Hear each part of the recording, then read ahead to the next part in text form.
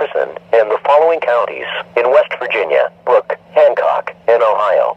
The National Weather Service in Pittsburgh has issued a severe thunderstorm warning for northeastern Belmont County and east central Ohio, southeastern Harrison County and east central Ohio, southern Jefferson County and east central Ohio, southeastern Hancock County and northern West Virginia, northern Ohio County and northern West Virginia, Brooke County and northern West Virginia, until 8:45 p.m. At 7:58 p.m. A severe thunderstorm was located. Weather bulletin. Moving east at 60 miles per hour. Weather message for the following.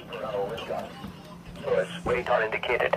Impact. Expect damage to trees and power lines, resulting in some power outages.